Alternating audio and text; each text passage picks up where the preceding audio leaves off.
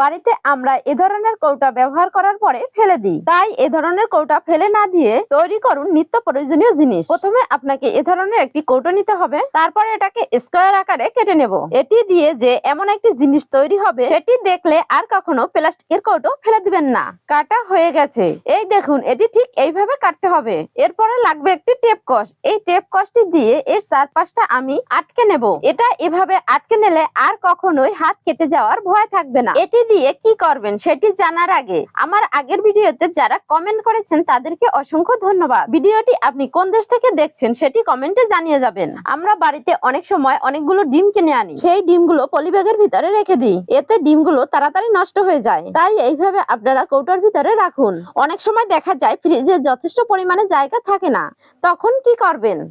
তখন এই পদ্ধতিতে কৌটোর ভিতরে অনেকগুলো ডিম একসঙ্গে রাখতে পারবেন। ভিডিওটি ভালো লাগলে অবশ্যই লাইক কমেন্ট শেয়ার দিবেন।